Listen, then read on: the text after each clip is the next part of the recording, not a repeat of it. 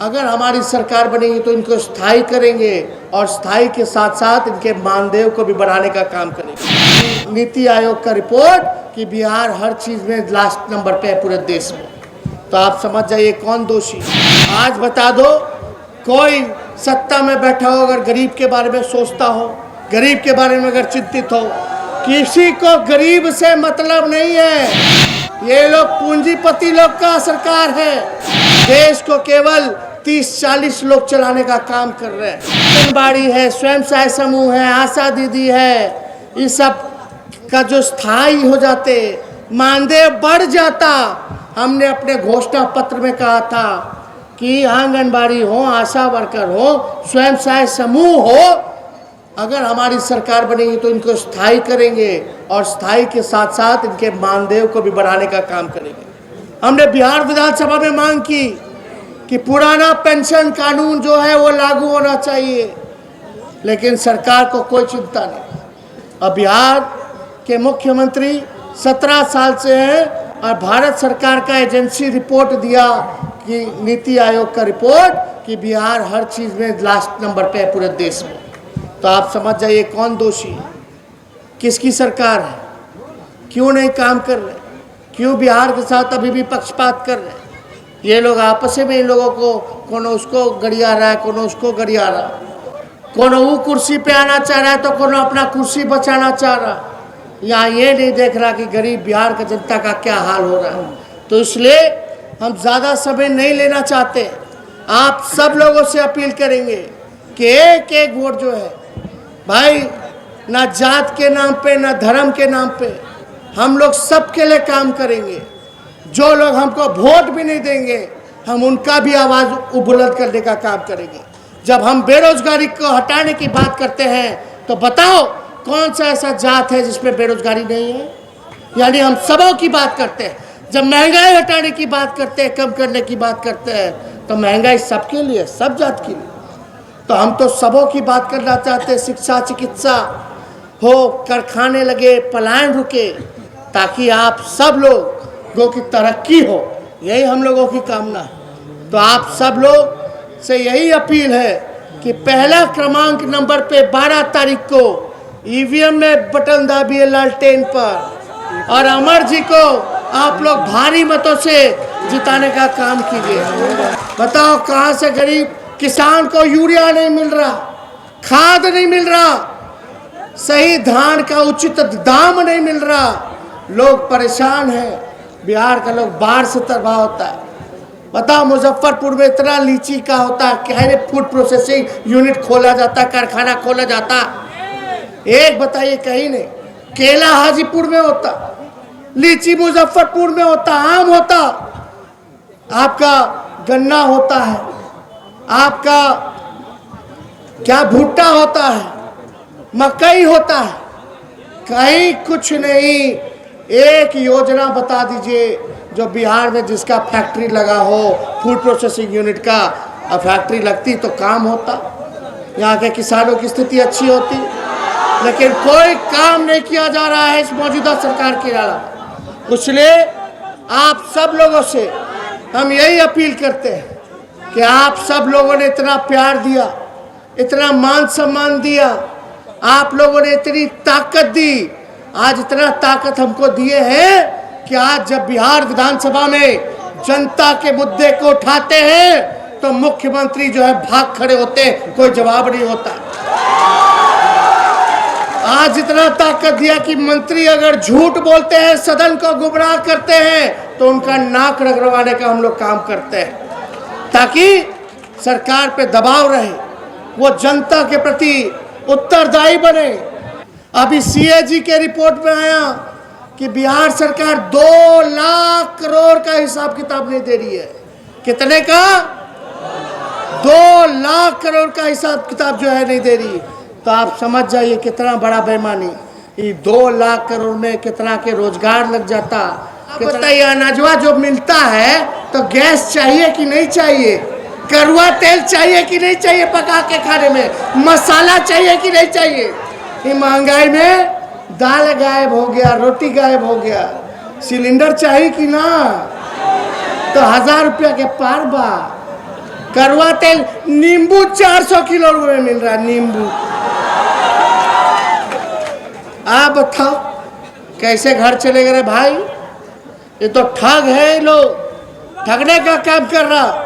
लालू जी सत्ता में थे तो आप लोगों को सामाजिक न्याय दिया, आप लोगों को बोली दी। हम आप लोगों से वादा करते हैं हमको मौका मिलेगा तो सामाजिक न्याय लालू जी ने किया था, तेजस्वी आर्थिक न्याय करने का काम करेगा, आप लोगों को न्याय दिलाने का काम करेगा। हमको एक मौका चाहिए। हम चाहते हैं कि बेरोजगारी को हम लोग खत्म करें, मिल करके खत्म करें, और हम लोग सबको लेके चलना चाहते हैं, चाहे स्वर्ण जाति के भाई, पिछड़े जाति के भाई, अति पिछड़े भाई हो, दलित महादलित भाई हो, या हमारे अल्पसंख्यक भाई हो, हम सब लोगों को साथ लेकर के चलना चाहते हैं। इसलिए आप सब लोगों से हम यही कहना चाहते हैं कि लालू जी का जब राज था तो मला साहनी जी लोगों के लिए, मछुआरों के लिए हम चैलेंज के साथ कह सकते हैं कि लालू जी ने टैक्स फ्री करने का काम किया था, टैक्स फ्री करने का काम किया। पासी समाज के लिए जो तारी उतारते हैं जो समाज, उसके लिए लालू जी ने टैक्स फ्री करने का काम किया। आज बता दो, कोई सत्ता में बैठा हो अगर गरीब के बारे में सोचता हो, गरीब के बारे में अगर चिंतित हो, किसी को गरीब से मतलब नहीं है। ये लोग पूंजीपति लोग का सरकार है, देश को केवल 30-40 लोग चलाने का काम कर रहे हैं। आज सब लोग परेशान हैं, बेबस हैं, और ऐसे ही चलता रहेगा तो आप समझ जाइए देश की संपत्तियों को तो बेचा ही जा रहा है। एयर इंडिया बिक गया, रेलवे बिक गया, BSNL बिक गया, पेट्रोलियम कंपनी बिक गया, कोई ऐसा चीज़ नहीं बचा। आज हमारा लोकतंत्र और संविधान खतरे में है।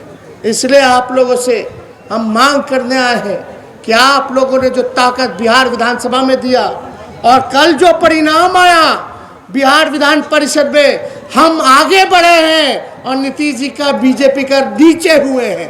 पहले वो लोग जीतता था 18 सीट, अब जीत रहा है 11 सीट, 12 सीट। भाजपा जीती 7 सीट, हम जीते 6 सीट, जदयू जीती 5 सीट, कांग्रेस जीता 1 सीट, और हमारे बागी जीते 3। और यही नहीं, आप समझ जाइए, पहले हम लोग जीतते थे 3 सीट, 4 सीट, यानी ऐसे ऐसे जगह से हम लोग चुनाव जीते हैं जहां हम लोगों का प्रतिनिधित्व तो नहीं था, वहां से हम लोग जीते।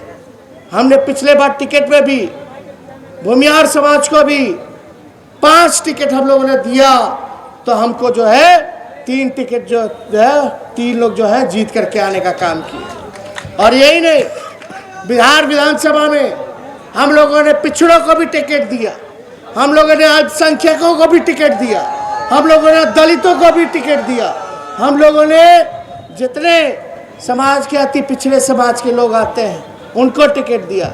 साहनी जी भी यहाँ हैं, ये भी विधायक बन करके आए, तो हम लोग तो सब लोगों को मौका दे रहे हैं। और हम लोग देखिए, हम लोग नए सोच के लोग हैं, नया बिहार बनाना है, नई तरक्की की बात करनी है, नया ज़माना है, इसलिए हम A to Z की बात करते हैं।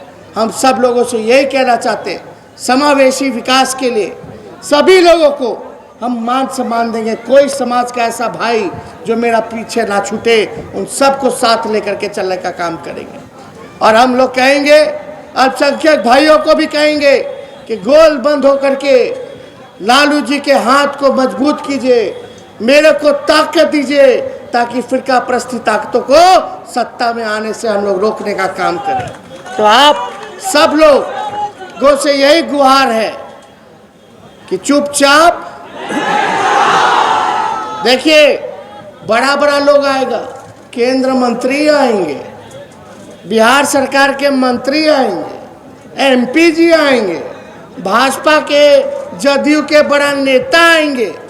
हम जब बोले थे 10 लाख देंगे तो इन लोगों ने कहा था 19 लाख रोजगार देंगे।